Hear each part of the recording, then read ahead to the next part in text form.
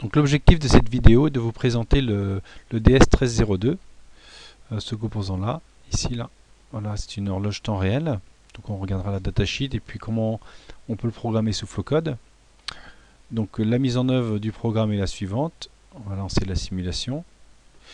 Donc j'ai l'heure, donc voilà, c'est à 0. Je peux faire un RAZ de l'heure. Voilà, mettre à 0. Donc là il est 14h50, donc on va mettre 14h. On peut incrémenter les heures jusqu'à l'heure qu'on veut. 14h. On incrémente les minutes. Voilà, etc. Et puis on peut incrémenter les secondes. Donc voilà. Donc voilà ce que fait ce programme. Donc là on fait la simulation sous ISIS. Donc là si on fait un RZ, hop, on initialise l'heure à 0. Voilà.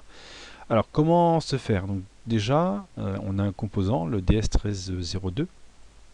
Si on regarde le composant, donc c'est une horloge temps réel, c'est un vibroche. Donc on met l'oscillateur quartz sur X1, X2. On alimente par VCC1, VCC2, GND. Alors, si on regarde l'alimentation, on peut faire une sauvegarde par pile sur VCC1 et puis autrement on l'alimente par VDD. Et on peut même faire une configuration pour recharger l'AQ lorsqu'on est alimenté par VDD. Bien sûr, l'AQ BAT1, c'est un AQ de sauvegarde pour garder l'heure et la date. Donc là, je ne sais pas programmer la date, je me suis uniquement focalisé sur l'heure, minute, seconde. Donc le quartz un 32768 kHz, bon, 32768 Hz, pardon. Donc là, datasheet, voilà. Donc ce qui est intéressant, c'est que on a une broche d'entrée-sortie, IO, input-output, data input-output, le serial clock, et VCC et le RST, pardon, le reset. Alors, c'est pas une liaison I2C ou SPI, c'est une liaison série synchrone, parce qu'il y a un synchronisme d'horloge, pardon, mais elle est un petit peu particulière. Si on regarde les oscillogrammes, voilà, les oscillogrammes, voilà, donc en lecture pour lire l'heure, on voit qu'on a des fronts montants et des fronts descendants. C'est-à-dire qu'on adresse un registre sur le front montant et on vient lire la donnée sur le front descendant. Alors donc le synchronisme est différent. Et lorsqu'on veut écrire dans les registres, on va écrire la date, l'heure, on a front montant et front montant. Donc avant d'aller lire ici ou d'écrire ici, il faut spécifier le registre dans lequel on veut lire ou écrire. Donc là déjà, on pourrait dire dans la doc, là on est en lecture, donc là on devrait avoir un 1 ici, sur ce bit là, lui mettre RW bar. Et là on est en écriture, donc là on devrait mettre 0 pour faciliter la lecture. Et puis en fin de compte, on a A0, A1, A2, A3, A4 et RC. C c'est pour clock et R pour RAM. Et là c'est l'adressage, donc on a des registres à adresser. Donc par exemple, le registre 0000, c'est les secondes. C'est ce qu'on voit ici. On ne voit pas là. Donc voilà, on retrouve ça, l'adressage, mais dans l'autre sens là. Alors les secondes, voilà, c'est ici. Alors bon, c'est vrai que c'est pas très clair parce que là c'est A0, A1, A2, A3, A4, RC et le dernier bit il est à 1. Donc ça, on voit que bon, sur cette index c'est plus clair. Là c'est A0 qui est à 0, A1 qui est à 0, A2 est à 0, A3 est à 0, A4 est à 0, RC random RAM ou clock est à 0, donc c'est-à-dire on choisit l'horloge, donc on le met à 0. Et puis ce bit là il est toujours à 1. Et puis là, soit on est en lecture, ou en écriture. Donc ça veut dire que si on veut les lire, dans read, le lire, donc on met dans les secondes, on met 0,0000001, et là on met, donc si on est en lecture, on read, on met un niveau logique 1.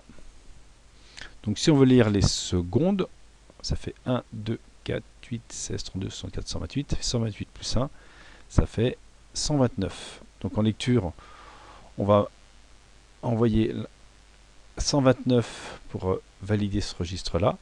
Et puis après, on va lire les données sur le front descendant d'horloge qu'on va exciter. Donc on va récupérer les bits un à un sur chaque front descendant. Maintenant, si on veut écrire les secondes, donc écrire, c'est un write, donc là c'est 0, 0, 0, 0, 0, 0, 0, 1, donc ça fait 1, 2, 4, 8, 16, 32, 64, donc 128 pour les secondes. Et puis là, on va récupérer les données des secondes. Alors, c'est pareil, c'est un peu spécial quand on récupère les données, parce que on récupère en fin de compte les unités ici, codées sur 4 bits, 1, 2, 4, 8, et codées sur 3 bits, 1, 2, 4, on récupère les dizaines de secondes. C'est pareil pour les minutes et pour les heures. Donc voilà, c'est un petit peu spécifique. Hein. Donc là, c'est pas, par exemple, si je mets 1, 2, 4, 8, 16, 32, 64, 128, hein, j'arrive pas 128 secondes. Hein. Donc là, c'est des dizaines de secondes. Le 128 n'est pas utilisé. C'est après, on recommence 1, 2, 4. Donc là, on peut aller jusqu'à 70 secondes. 1 plus 2 plus 4, ça fait 7. Hein. Donc, bien sûr, à 60, on revient, à 59, on revient à 0. Donc maintenant, au niveau du programme Flowcode, on a un programme principal. Donc d'abord, on va gérer l'écran. Hein. Donc on affiche heure. Donc là, c'est des variables. Là, ça c'est pour afficher les secondes. Donc là, c'est pour remettre à 0 tout. Les secondes, les minutes et les heures. Ça, c'est pour initialiser le LCD. Hein, pour le mettre au niveau des connexions sur le port D. Comme c'est spécifié ici, on est sur le port D hein, pour l'affichage. Hein. Puis zoom. Arrêtez la simulation. Donc là, le read-write est toujours à 0. Hein, il n'est pas généré par Flowcode. Donc on est toujours en écriture sur l'afficheur. Le RS, le enable et les 4 bits, hein, parce que c'est en mode 4 bits pour l'affichage. Ça c'est pour le contraste et puis le rétroéclairage, il n'y en a pas. Voilà, donc ensuite, bien sûr, on l'efface. On écrit la chaîne de caractères heure, hein, c'est ce qu'il y a d'affiché ici, heure, voilà. Petite tempo, oui, pas utile, hein, mais bon. Ensuite, on va en 0,1, donc ça veut dire qu'on va ici, hein, on saute une ligne, on se place ici en 0,1. On écrit bien, les séparateurs heure, minute, seconde, les deux petits points, pour avoir l'affichage que vous avez ici. Hein. Quand vous lancez la simulation, vous avez les deux petits points là et les deux petits points là. Hein. Voilà. C'est ce qui est fait dans le Flowcode. Ensuite, la boucle. Alors, premièrement, là, je vais récupérer les boutons. Alors, j'aurais pu le faire par interruption matérielle sur le port B. Mais bon, c'était pas très convaincant au niveau fonctionnement. Je vais commencer par là, par faire une interruption matérielle, parce que vous savez que normalement, sur le microcontrôleur, là, c'est un 18F452. Hein, on peut faire une interruption matérielle sur le port B, c'est-à-dire dès qu'on a une information sur le port B, pof, on peut aller venir scruter le port B puis réagir. Mais bon, c'était pas très fonctionnel, donc je l'ai fait différemment parce que c'était pas convaincant. Donc là, qu'est-ce que je fais bien, je vais lire mes boutons 16, 32, 64, 128. Donc ça correspond à quoi? Bien là, c'est le poids binaire 128, 64, 32 et 16. Hein, je rappelle 1, 2, 4, 8, 16, 32, 64, 128.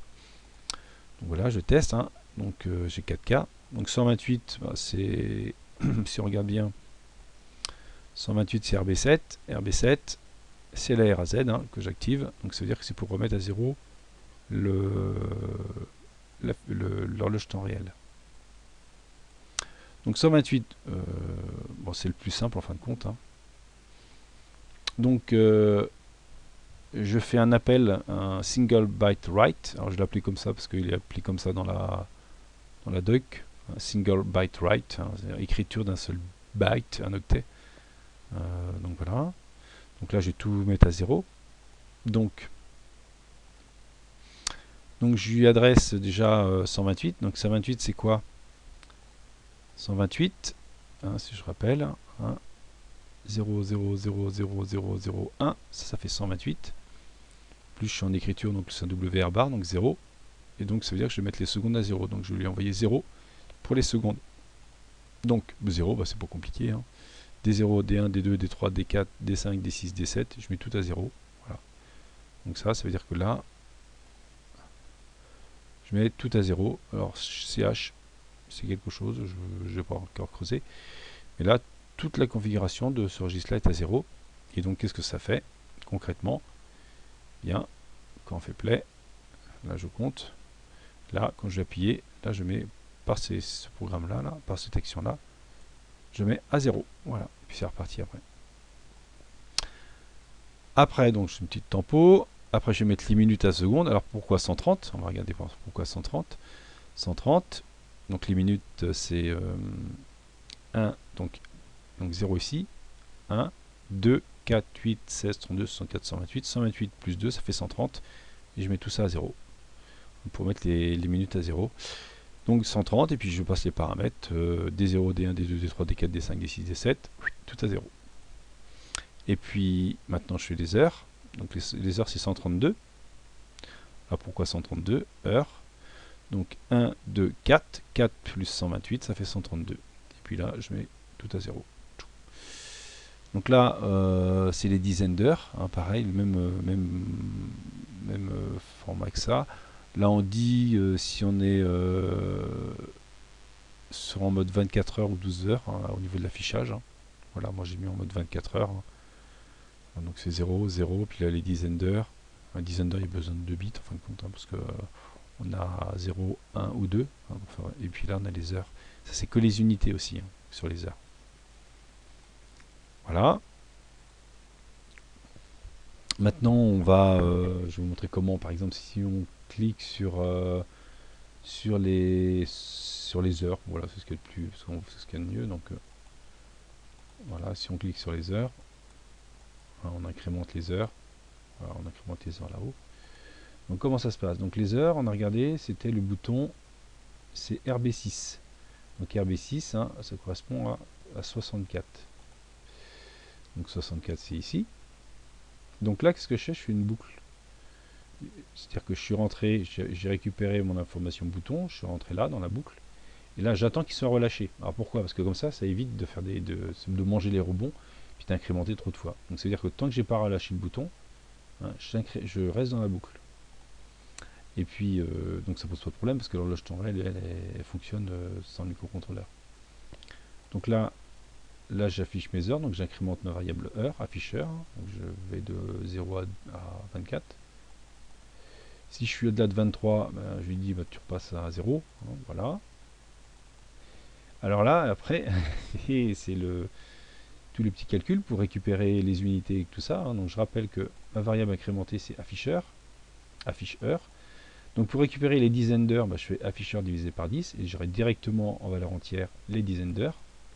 Les unités, bah, je prends la variable que j'ai incrémentée, puis j'enlève les dizaines.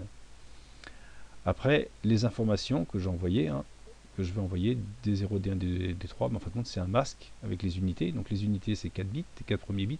Alors pourquoi? Si vous regardez bien là, les unités des heures, vous avez 4 bits ici. Donc là 4 bits, vous prenez le premier, le deuxième bit, le troisième et le quatrième. Donc ça y est, vous avez tout D0, D1, D3. Pour les dizaines, bah, c'est pas très compliqué. Hein.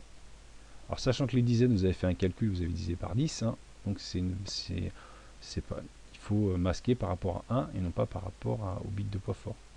Donc D4, on fait un masque par rapport à l'unité et là par rapport à la dizaine. Et puis les deux derniers, D6 et D7. Hein, si vous regardez bien D6 et D7, celui-là il est à 0 et puis celui-là je le mets à 0 parce que je suis en mode 24 heures. Voilà. Donc voilà, bon, même démarche pour les minutes et les secondes. Hein. Voilà. Ensuite, donc là, bah, ça permet de mettre à l'heure mon horloge temps réel. Après, qu'est-ce que je vais récupérer? Bah, là, après, j'interroge mon horloge temps réel. Hein, et qu'est-ce que je vais récupérer? À l'adresse 000000. Hein, si je rappelle ici. Hein. Voilà. 00000. Donc là, je suis en read. Je suis en read, oui. Donc, je suis en read. Ah oui, d'accord. Je suis en read. C'est read. Donc, et je sais que je suis en read parce que j'appelle la macro read. Et je lui passe les paramètres du registre. Donc, je passe A0, A1, A2, A3, A4 et RC. hein, je rappelle, donc A0, A1, A2, A3, A4, RC, celui-ci est toujours A1. Donc je suis en read, et là la macro read, bon, elle est un peu barbare, single write, single read, je vais le faire éditer, voilà.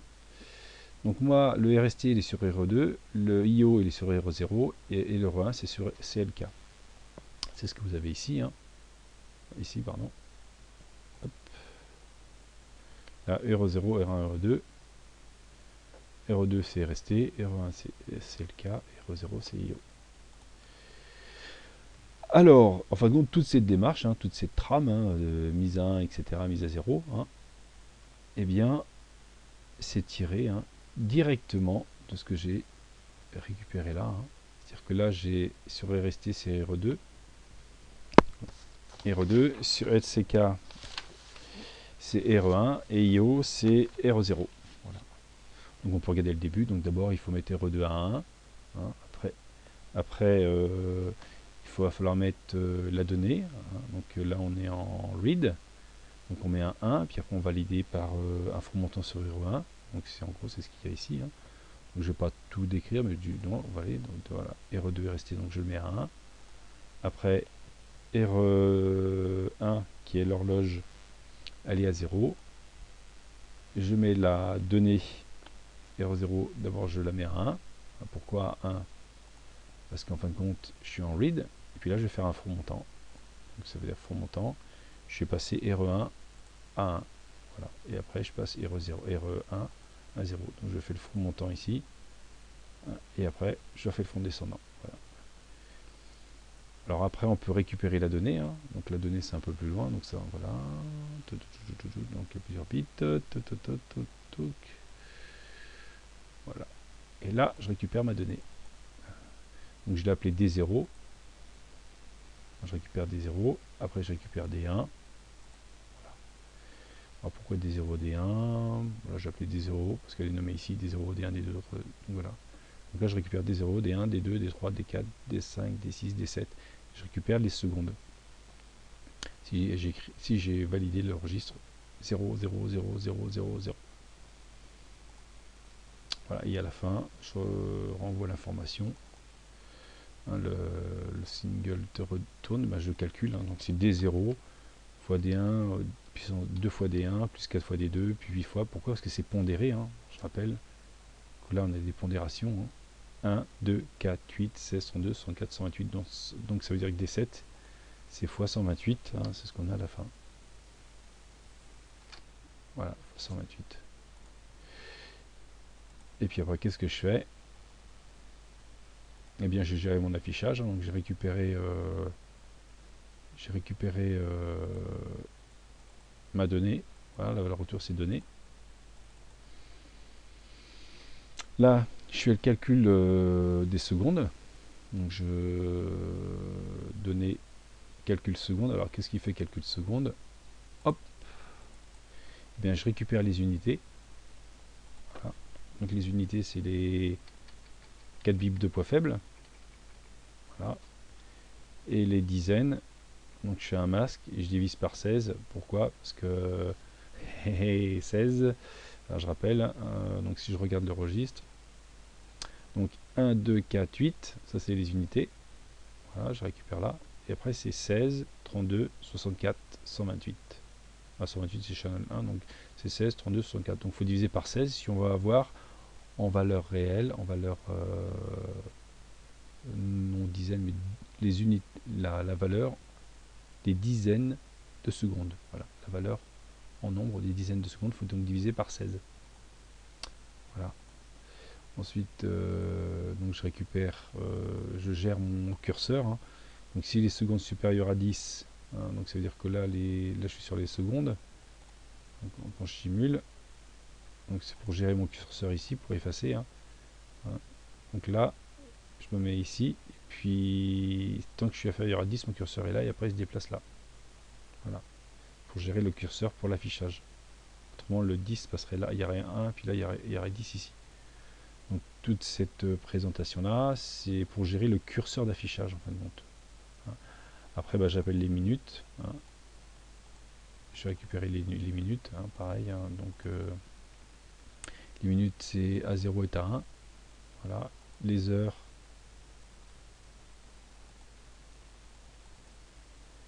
donc là, c'est A1 qui est à 1 pour les heures, hein, etc., etc. Donc si vous voulez, là c'est le registre 0, 1, 2, et ça, par exemple la date c'est le registre 3, c'est le registre 4, le registre 5, le registre 6, le registre 7, le registre 8, le registre... ah, là c'est un peu plus, là il n'y a pas le 9, donc on passe 8 à beaucoup là, donc 1, 2, 4, 8, donc là c'est... Donc là c'est un registre beaucoup plus important, il faudrait calculer exactement. Donc je rappelle 1, 2, 4, 8, 16, 62, 64, 68, 128. Donc ça fait 265 moins 64. Voilà. Et après vous avez la RAM. Donc pour avoir la RAM, il faut valider le dernier, celui-là. Hein, c'est celui-là à 0 c'est le clock, soit il est à 1 et c'est la RAM. C'est pour ça qu'il s'appelle RC. RAM, clock. Hein, clock c'est un bar, donc clock c'est à 0. Voilà, voilà. Et quand c'est la RAM, alors la RAM elle est utilisée, vous pouvez stocker des informations à l'intérieur, hein, c'est ce qui est expliqué dans la documentation. Alors en plus il y a la possibilité de charger l'AQ, donc il y a une configuration à faire au niveau du registre. Alors c'est trickle charge résisteur, donc là j'ai pas trop regardé pour le moment. Voilà, mais il y a possibilité de charger l'AQ quand vous êtes sous tension. Quand on est alimenté par VCC2, VCC1, si c'est un AQ rechargeable, il est rechargé. Donc voilà pour cette petite présentation. Donc je rappelle, hein, l'objectif étant de piloter une horloge temps réel avec Flowcode afin de gérer une horloge temps réel et d'indiquer l'heure. Voilà, et de régler l'heure, hein, avec les heures et les minutes, les secondes et les heures. Voilà. Merci de votre écoute et bon courage pour votre application.